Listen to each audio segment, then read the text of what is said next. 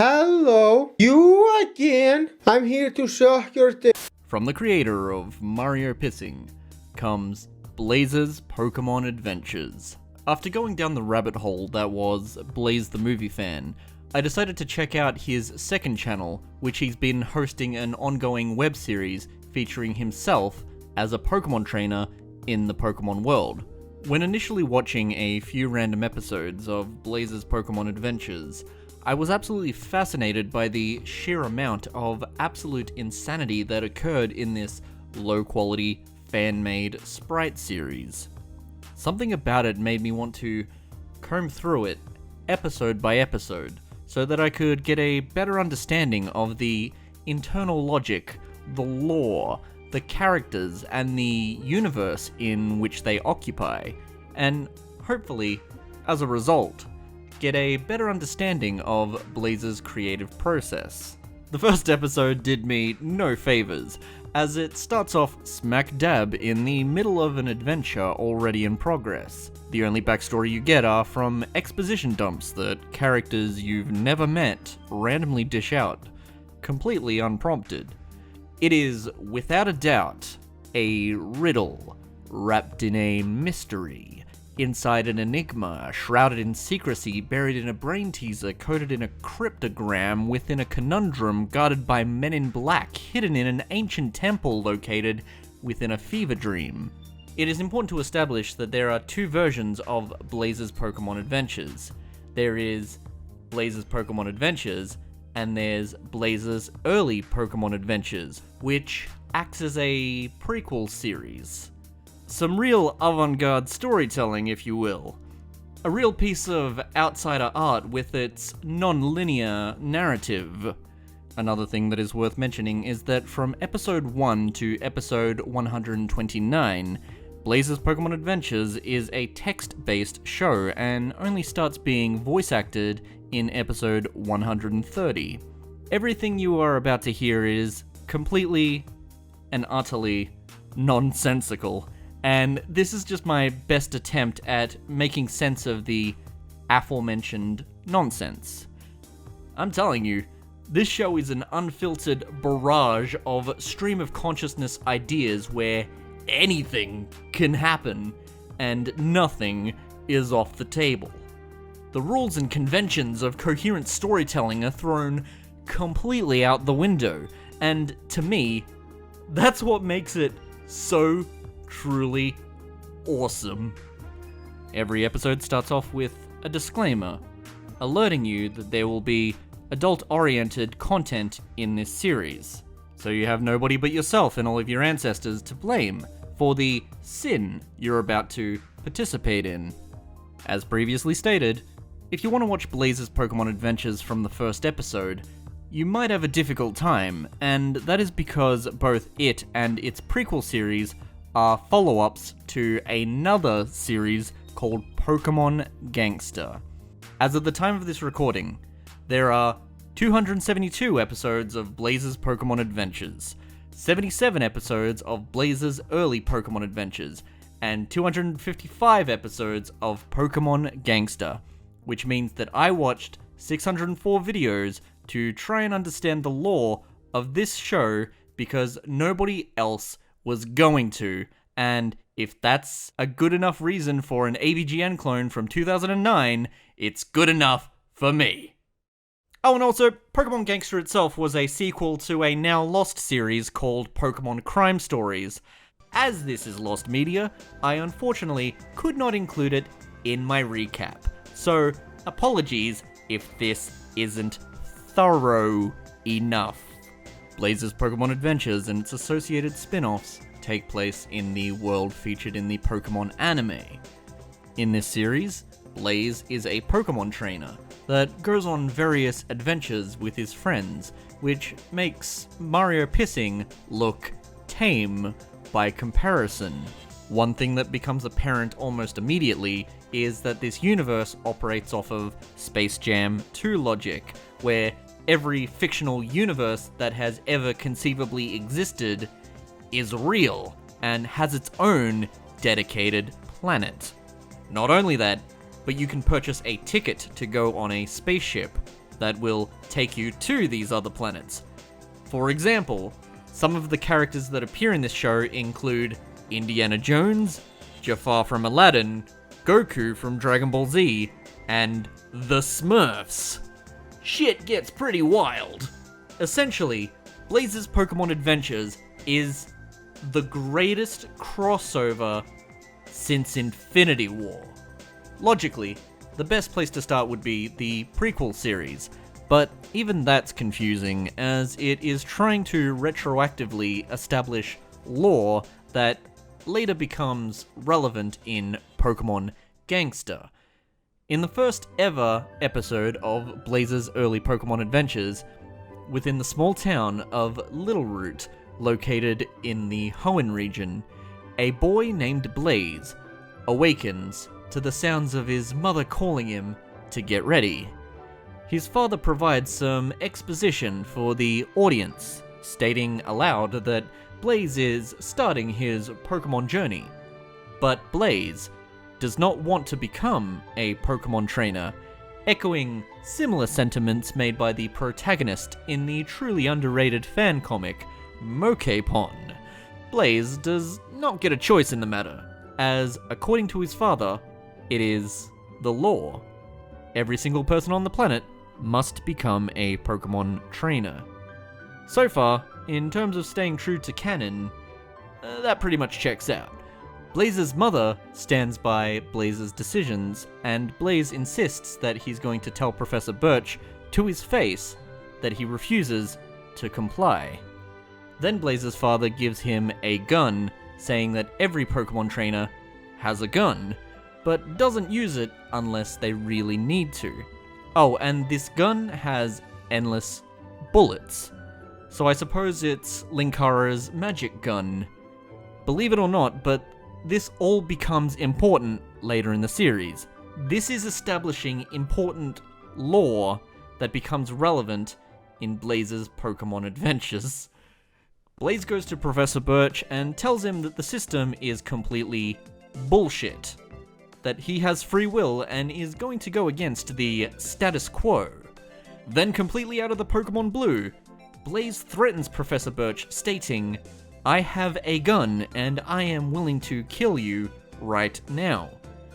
Professor Birch manages to talk Blaze down, stating that multiple people have been reluctant about becoming Pokemon trainers, and they've all simply gotten used to it with time, leading to Blaze's signature phrase, "Alright, fine." One reoccurring thing in this show is that people will argue and then immediately be persuaded out of whatever they were arguing about. None of the reactions in this series are ever appropriate for the situation that they're in. People treat threats, murder, kidnappings, all with the same level of urgency as a game of hide and seek. Later, Blaze's father is talking to Blaze's grandfather. They discuss how they cannot tell Blaze that he is secretly destined to become a hero to the Pokemon world. Because of course he is. Blaze's father is not a hero, but Blaze's grandfather is, because a hero is born into Blaze's family every second generation, and said grandfather also has an invincible Raichu that he cannot get rid of. Blaze would also obtain an invincible Raichu, because it is his destiny to do so. If Blaze ever had a son, he will not be a hero, but Blaze's son's son will be a hero. Does that make sense? At the end of the first episode, it's revealed that the starter Pokemon that Blaze selected was a Torchic. Blaze's Pokemon Adventures, early Pokemon Adventures, and Pokemon Gangster are so massive in scope that somehow, paradoxically, Blaze explains too much and not enough about the internal logic of his show, if you're a new viewer coming into the series for the first time. This is despite him stating recently that you don't have to watch every single episode to understand what's going on. Don't get me wrong, any and every character will tell you their life story as soon as they appear on screen, but in order to get the full context, you need to watch all the episodes because plot points, characters, references from past series are always going to pop up out of nowhere, and blindside you. Stan Lee had a famous quote, which I'll paraphrase. You have to write as though the comic you're writing could be the reader's first comic book, meaning that concepts, storylines, and character traits aren't going to be immediately obvious to everyone that hasn't been keeping up with the story. Same principle applies to earlier television, where most audiences would discover a show by flicking through the channels and just happen upon a show in the middle of its run. Most people didn't start off at episode 1. They had to start from the middle, and from there, pick up stuff about the show based on context clues. Luckily, we don't have that issue much anymore with streaming services and hundreds of fan wikis. They're a luxury which we tend to take for granted. But I digress. Some have suggested that Blaze reboot the show, but this has been shrugged off as he really wants to keep an ongoing timeline. Hopefully this video can help if anyone wants to jump into the series from the most recent set of episodes. Oh, and that pesky law? The pesky law that says that everybody in the Pokemon universe needs to be a Pokemon trainer? In episode 30 of Blaze's early Pokemon adventures, the law is changed so that people do not have to become Pokemon trainers if they do not want to. Also, in this reality, Ash Ketchum from the anime is canonically an immortal being that stopped aging at 10 years old and who the government keeps close tabs on. Also, Ash's father died to a flock of Fearos, which makes that first episode of the anime particularly tragic in retrospect. In the original series, Pokemon Gangster, Blaze has grown up to join Team Magma. He's been working for this criminal organization most of his life.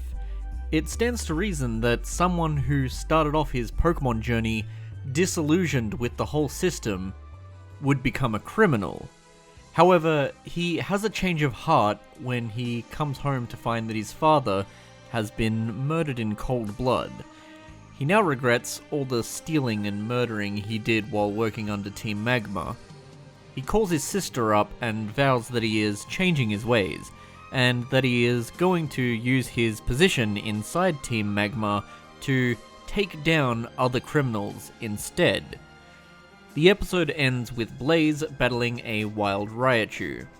The Raichu is too powerful for Blaze, but it agrees to be his Pokemon partner anyway, by allowing itself to be captured. The officer Jenny nearby sees this and arrests Blaze for, quote-unquote, stealing that Raichu. Despite Blaze's protests, he is put in prison, where he meets another Team Magma member named Kevin. The two become friends and agree to escape together. In episode 30 of Pokemon Gangster, titled Back in Time, Blaze catches a Celebi and then goes back in time to the very first episode of Pokemon Gangster, and prevents his father's death from even happening. The person that killed Blaze's father was named Doom, and he killed him. Not for anything specific that Blaze's father did, just simply because Doom was angry with the world. Still, Blaze chooses to resume his position at Team Magma, but instead of being a typical grunt, he'd fight other criminal organizations and take down the criminal underworld from the inside. Oh, and by the way, I'm going to skip around a lot, so if it sounds like I'm neglecting a lot of details, it is likely because I am. Anyway, 212 episodes later, Blaze is now considered the hero of Emerald City, as he's now saved people from various disasters a few times over. What you need to know for the purposes of this video is simply that Blaze's character becomes so well known for doing good things in the Pokemon universe that everyone has heard of him, and every character you meet has an opinion on him from the get-go. By this stage, he's had his redemption arc and is no longer just another ordinary Team Magma grunt, but a hero to the Pokemon world. So the Pokemon world and our world called Earth in this show are considered two separate planets. Blaze asks his boss if he can go on vacation and is approved for a vacation to Earth via a rocket. But he's told that he isn't allowed to use his Pokemon in the real world, otherwise there could be disastrous consequences. Arceus, who is evil in this show, uses this as an opportunity to go to the real world and unleash his Pokemon to the unsuspecting people of Earth. You see, Pokemon are considered a secret to the people of Earth, like the Statute of Secrecy for Muggles. But Blaze screwed up and exposed Pokemon to the real world, triggering this terrible situation where Pokemon are attacking defenseless people in the streets, and now he feels responsible for fixing it. As such, Reshiram gives Blaze the ability to speak to Pokemon, so that he can confront Arceus. Now that Pokemon are running amok in the real world, the President has responded to the ongoing disaster by rendering anything related to Pokemon illegal. This includes the anime, the trading card game, and so on and so forth. The FBI storms the Pokemon Company in Japan and starts arresting the developers. Papa Smurf realizes that there's only one person that can save the world from Pokemon, and that's Blaze. Ladies and gentlemen, I'm going to the Pokemon world now to meet up with Blaze. Don't follow me. What the hell are we gonna do without you? I don't approve of swearing. Sorry about that. Don't worry, I'm sure you guys will do fine. Goodbye for now. I hate goodbye. So the Smurfs get help from Gargamel to transport them to the real world, inside of Blaze's prison cell, to convince Blaze that he needs to step up and be the hero that he was always meant to be. There is some debate over whose fault the situation is. Some point their fingers at Arceus, who is causing all this destruction, and others point the finger at the creators of Pokemon for inventing Arceus in the first place. Luckily, they have the advantage of going on Bulbapedia in the real world before they go up against Arceus. Blaze goes to confront Arceus, going to a cave leading into a portal that takes him into Arceus's dimension. Blaze asks Arceus why they are doing all of this, theorizing that maybe it's because humans aren't good, and this is some divine retribution for all the terrible things that humanity has done over the years. But Arceus explains that they don't care about all of that. They simply want revenge on humans for thinking that Pokemon are fictional. In addition to that, he is getting revenge on all the people who laugh at Pokemon fans in the real world. After all, Pokemon is no laughing matter, and Pokemon fans should not be bullied.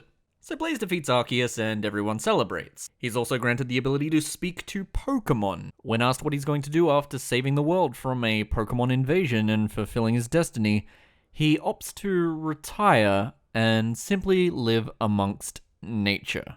This is where Blaze's Pokemon adventures officially begins. The show opens up with Blaze and his starter Torchic, now fully evolved into Blaziken, sitting by the fire. Blaze is hungry and Blaziken suggests going to Subway, but Blaze insists that he chose to live in a tent as he wanted to get closer to nature, which means he needs to hunt for his own meat. He finds a dead Plossel and roasts it on an open fire, pleased that he didn't have to kill anything. Blaze then drops an abridged version of the exposition that I already mentioned. You know, Blaziken, you're a good friend to talk to. The main Pokemon I always talked to when I was a member of Team Magma was Raichu, but before I became the hero of Emerald City, I used to talk to you. Now that my brain has changed so that I can hear Pokemon speak plain English, it is even better to talk to my Pokemon.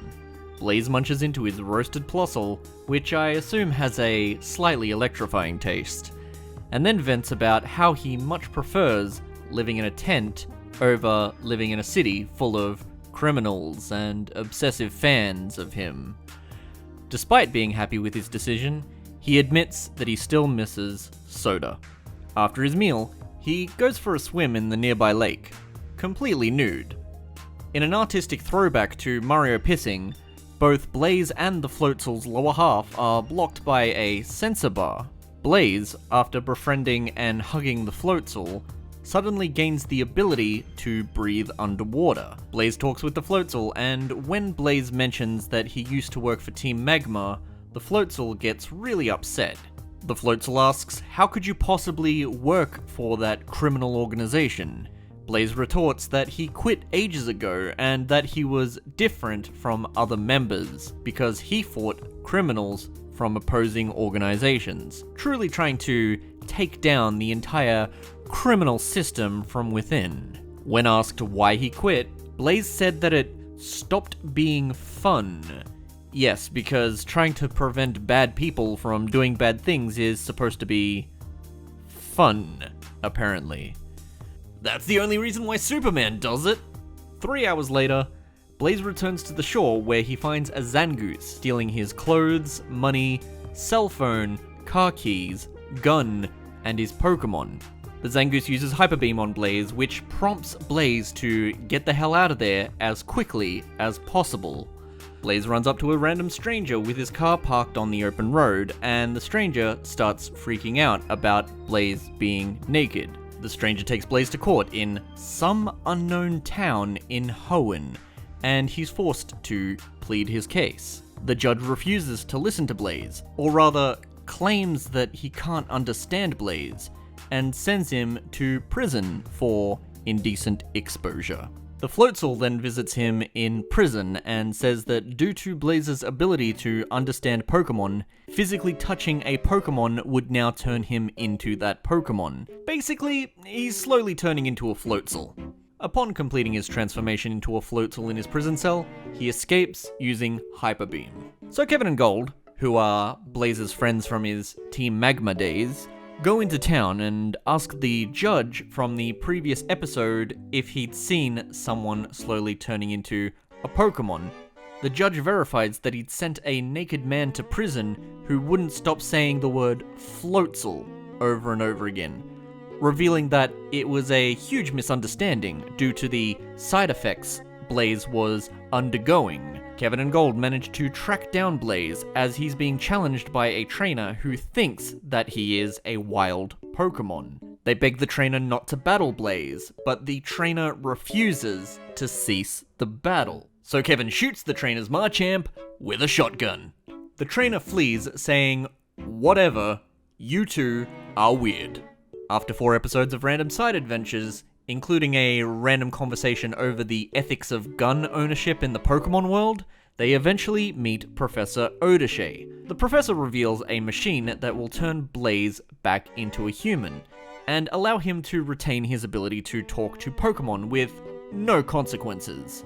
The transformation back into a human is successful, and this ends the first major story arc of Blaze's Pokemon adventures. Later on, there's a brief side story in which Blaze tracks down a Chikorita that stole his car and took it to a garbage dump. Chikorita and its 2 friends, Squirtle and Tepig, introduce themselves as the 3 troublemakers.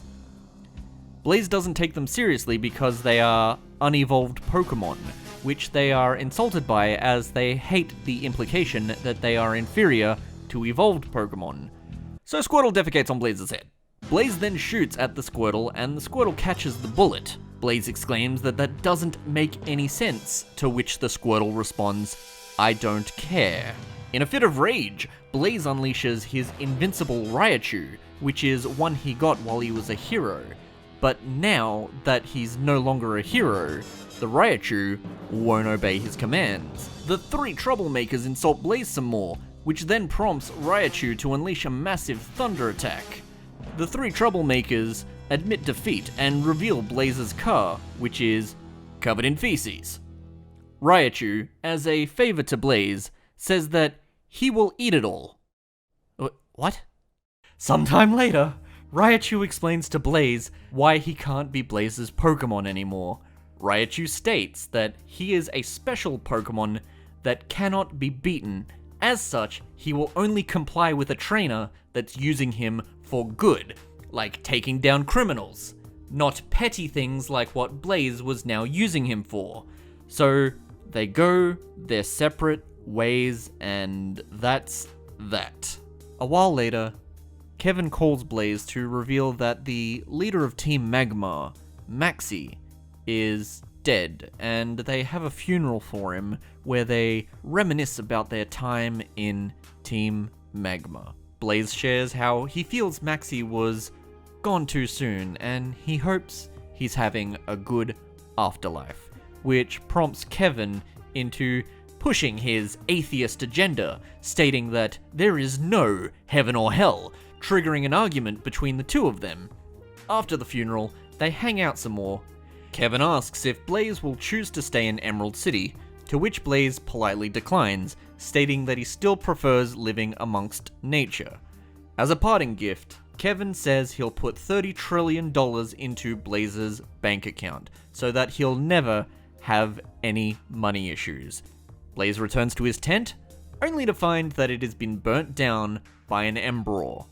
Blaze's Celebi tracks down the Emperor and engages in a battle, leading to Celebi's death, meaning that Blaze can no longer time travel, because he heavily relied on time travel in the past to get himself out of sticky situations. That's not even getting into the thousands of times Blaze has gone to and escaped prison in various ways. For a brief period of time, from around episode 45, Indiana Jones joins Blaze on his Pokemon adventures. This is until Indiana Jones's death and subsequent funeral in episode 85. Blaze himself dies multiple times throughout the show, but is either revived by his Clefable or a wish-granting Jirachi. Anyway, in episode 67, a random trainer stumbles upon a lamp on the beachside that has Jafar in it. Jafar comes out of the lamp and declares that he wants revenge on Blaze, but he's prevented from doing so due to the restrictions of the lamp. The trainer that found him stupidly wishes for Jafar's freedom. Cut to Blaze and Indiana Jones being tied up by Jafar. Blaze praises Jafar on being his favorite villain, much to the confusion of Indiana Jones. Jafar then leaves, stating that he'll throw them both in a volcano once he returns. Blaze insists that he can shoot the ropes with his gun, even though Jafar took it. But apparently, Blaze's gun is a magic gun that will literally teleport to his hand if he wills it. And so, he does just that, and promptly defeats Jafar. In episode 88, a strange man, introducing himself as Timmy, approaches Blaze, asking if he'd like to join a rebellion against the Pokemon who seem to always commit crimes in this universe and never get punished, since they are viewed as above the law for being Pokemon. Timmy is a historian, and through a flashback, he explains how during the dawn of human evolution, while cavemen were still discovering how to make fire, Pokemon would regularly kidnap and enslave them, and that Pokemon had always viewed humans as inferior and pushed them around throughout human history. Arceus does not like the idea of humans rebelling and returns to wreak havoc. In episode 92, Blaze, once again, through a random series of events, ends up in prison with Jack Sparrow. It turns out that Blaze's original Raichu was evil all along, and Blaze's ancestor was executed back in 1756 due to no one believing him that his Raichu was evil. Luckily, the Smurfs arrive to save Blaze from jail, shooting at the bars of his cell so that he can escape. The irate gamer comes along and attacks the Raichu on Blaze's behalf, but he starts glitching out due to his overuse of cheat codes. Professor Birch goes deep underground to develop a drug that will render the Raichu no longer invincible. And once he does, he comes in at the very last second to shoot said drug into the Raichu. And one of Blaze's friends then shoots the Raichu with an ordinary gun. Then Blaze's Delphox uses flamethrower to cook the Raichu thoroughly, and they all feast on some Raichu. Thor, from the Avengers, then punches Arceus in the face, rendering him weak enough to allow Timmy to shoot Arceus yet again, killing him. A secret agent then shows up, but from which secret agency he's not allowed to say. But he awards Blaze a mansion for saving the world yet again. Apparently scientists worked tirelessly throughout the night to put everything Blaze loves inside of his new mansion. It is later revealed that the invincible Raichu that everyone in Blaze's family gets for being prophesized heroes turns evil after the first few years. That's just a feature in the assigned Raichu that they neglected to mention. Now we get to episode 136. This was the first episode of Blaze's Pokemon Adventures I ever watched, and slightly after the series switched from text-based to voice acting. It starts off with Blaze driving along in his car, and in the passenger seat there appears to be a Wurmple sitting there.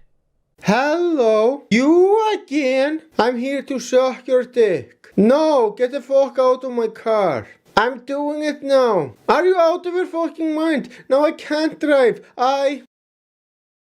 Look what you've done to my car, you asshole. I'm sorry, sir, it's not my fault. Not your fault! Not your fault! Not your fault! Are you fucking kidding me? Of course it's your fucking fault since you're the driver. A Wurmple tried to suck my dick. Alright, let me take a look into your car. I see no Wurmple. That means you were lying. I am calling the cops. That Wurmple must have left. Maniacs like you don't deserve driving license. Just wait a bit, the cop will be here any minute.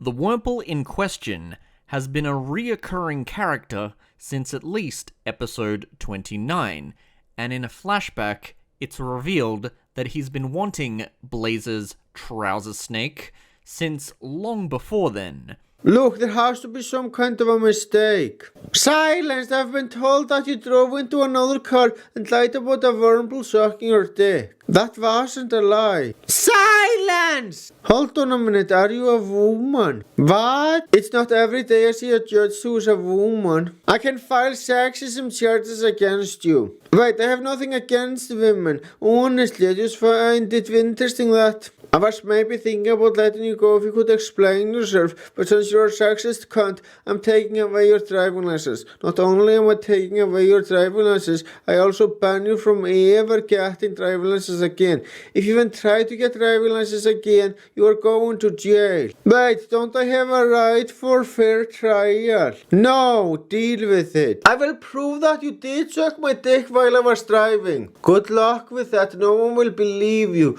Deal with it, bitch. I fucking hate you so much. Whatever, like I said, I don't care about you. I only care about your fucking dick. In an anticlimactic ending, they confront the Wurmple, and he admits that he did it on camera while Blaze's friend is filming, clearing Blaze's name in the process. Immediately after that is the Abraham Lincoln arc, where we see Abraham Lincoln's assassination reenacted in simplistic Pokemon sprite format. But it's so scarily accurate that I almost mistook it for real-life footage of the historical event in question. Oh man, being the President of the United States is so much pressure. Don't worry, my dear, just relax tonight and enjoy the play. I bought us 2 tickets to the play, our American course, and let's enjoy it. Thank you, I'm sure it's gonna be fun. god, the president has been fucking shot! Someone get a doctor, quick! We are gathered here today for the death of Abraham Lincoln. He was a great man. Oh my god, I need to go back in time and prevent the death of Abraham Lincoln. He goes to a time machine shop and tries to purchase a time machine without a time-traveling license. The lady behind the counter rightfully points out that he can't do that, and Blaze becomes argumentative. He then releases his Delphox and uses Psychic to try and brainwash the lady to let him buy a time machine without a license, but security sees everything and it leads to a lengthy court battle where Freddy Krueger tries to explain to the judge that Blaze is really a good person and would never abuse his Pokemon's abilities like that. Except for all of the times where he's done exactly that. He's put in jail for 2 weeks. Blaze gets a visit from President Trump, where this exchange happens. Good to see you. Oh my god, it's the President of the fucking United States. So nice to see you. I never thought he would visit me during visiting hours. I'm here to tell you that don't ever visit my fucking country. Why not? The United States is fucking awesome. I don't want people like you in my country. I'm giving you a warning. If you ever come to my country, I will have you arrested in a very high security prison. In a later episode, it's revealed that Trump doesn't want Pokemon trainers in his country because they're likely to cause a lot of chaos. He's going to build a wall, and he's going to make the Pokemon trainers pay for it. After getting out of jail, Blaze is approached by Jafar, who gives him 2 stones with time-traveling properties. One to go back in time, and the other for a return trip. Before Blaze can do this, Professor Birch lectures him on the rules of time travel, and that messing up such significant historical events could have drastic consequences on the timeline. Jafar helps out Blaze yet again by offering the use of his spaceship, so that Blaze can get to the United States on Earth without having to pay the spaceport large sums of money. Once Blaze arrives in New York, he's immediately confronted by Donald Trump, who makes good on his promise to send Blaze to a high-security prison by sending him to a high-security prison. Blaze easily breaks the bars of his cell with his bare hands and escapes, however, with a sudden burst of strength that confuses even him. Blaze then urinates on the security camera for good measure. With impeccable aim, I might add. At last, he finally breaks into Abraham Lincoln's house and warns him of what's about to happen. Lincoln, we need to talk. Who the hell are you? My name is Blaze and I'm here to save your life. What the hell are you talking about? My life isn't in danger. I'm from the future. On April 14th, 1865, John Wilkes Booth is gonna shoot you at Fort Theater. Whatever you do, don't go there that day. Look, you asshole, I don't appreciate a fucking loony coming to my house and tell me some nonsense. Get the hell out of my house, now. Look, I can prove it. I don't care about so-called proof. Get the hell out of my house now. Look, I am trying to save your life. You are a loony. A fucking loony, plain and simple. Fine, I'm going. I can't wait to kill Abraham Lincoln. That's gonna be fun. Jafar then gives him a speech on how he is truly a villain now, and no longer the hero he once claimed to be. So, how does it feel to be a villain? I'm no villain, I'm a fucking hero. But you are. Indeed, I'm a hero. Glad you at least noticed that. No, I mean you are a villain. Do you really think I was gonna help you go back in time, honestly? Wait, what are you saying? I'm saying I helped you since I like the fact that you were a villain. You lied to me, you double-crossing motherfucker. You would have a point if I ever claimed I helped you being a hero. Face it, you broke the law. I never gave you honest solutions. Look, you moron, the only reason I broke the law is because it was an unfair law. And yes, you did lie to me as I thought you were gonna help. I did help you. No, you didn't. Wow, you're so stubborn. Come with me, I will bring you back to Earth. Fine, I need to go back there anyway. Not only is Blaze truly a villain, and no longer the hero he once claimed to be, but all of his friends Kevin, Gold, and Professor Birch have turned on him. All the money, fame, and the mansion that he got for being a hero has also been revoked, and the ghost of Team Magmar's ex-leader taunts him from beyond the grave, saying that since he is a villain, he should rebuild Team Magmar. For a few episodes after this, Blaze goes on to work at Burger King, and while working there, he eventually reaches an epiphany. It was wrong of him to go back in time and try and mess with the timeline, even if he didn't succeed in doing so. He apologizes to everyone, and they seem to forgive him. He's even given back his mansion for coming back to his senses by that unnamed secret agency that gave it to him in the first place. Since this video has already gone on longer than intended, here is a quick lightning round of things that happen next. Blaze becomes an FBI agent with his friend Kevin and is eventually promoted to the head of the FBI, before quitting out of boredom and deciding he wants to go back to being a Pokemon trainer full-time. A witch doctor brings the ex-leader of Team Magmar, Maxie, back to life. Blaze reunites with the irate gamer, and the two play the Donkey Kong arcade machine together. Wait, you have an arcade machine? Sure, you wanna play it? I don't see why not, sure.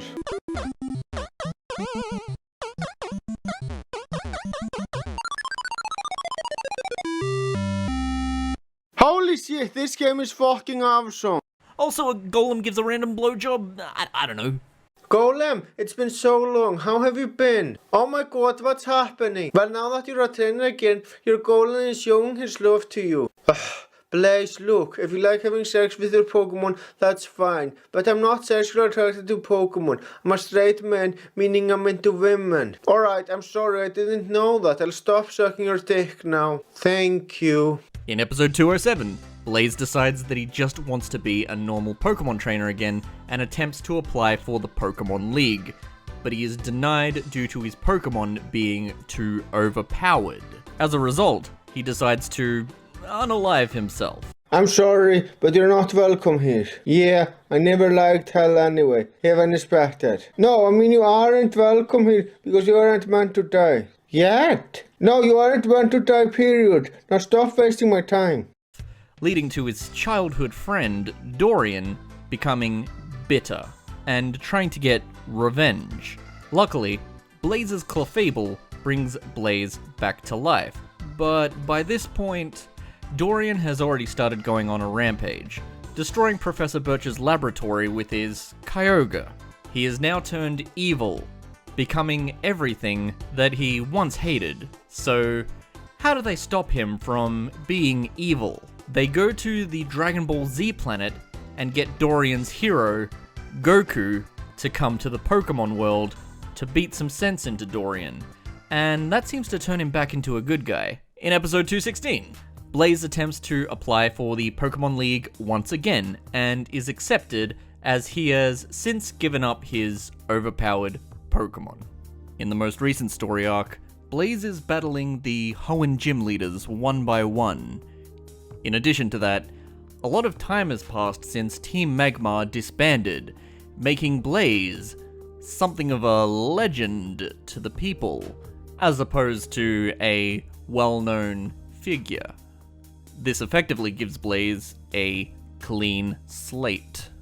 Now naturally, there is a lot of stuff I wasn't able to include in this video, like Skinner and Chalmers vowing to never visit the Pokemon world, Donald Trump trying to ban sex with Pokemon, and the Christian God going head-to-head with Arceus. I'm surprised they never covered that in an episode of Death Battle, but I think you get the gist of this whole thing. Blaze the movie fan wants more people to watch his series, and now, if you choose to give it a shot, you won't need to watch all 500 plus episodes to get the basic idea on what to expect from Blaze's Pokemon adventures.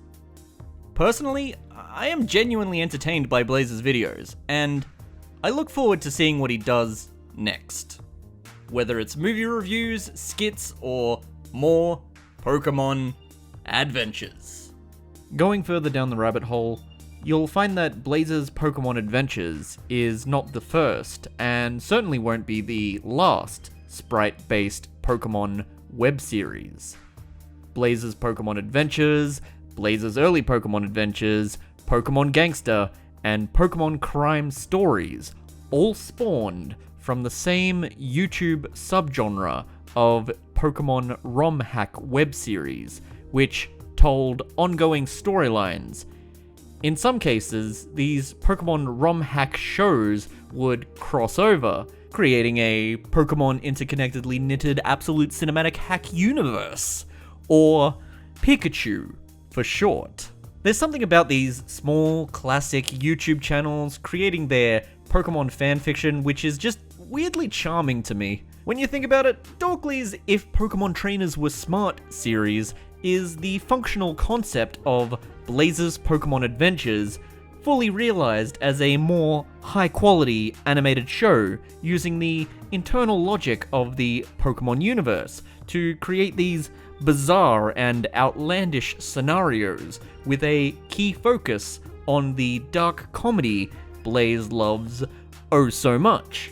Basically what I'm trying to say is, Dorkly's Pokemon videos are just Blaze's Pokemon Adventures with better animation and less sex, which is something I'd never thought I'd hear myself say, but there you go. Regardless, I hope you enjoyed listening to this abridged recap of the Blaze's Pokemon Adventures saga. Time will only tell what adventures Blaze, Kevin, and Gold will go on in the future, in the incredible world of Pokemon.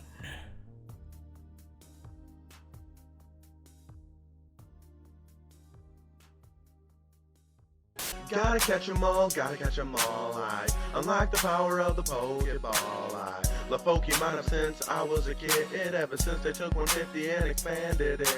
Made more Pokemon and more Pokemon gyms. Had to get all the games to let my story begin.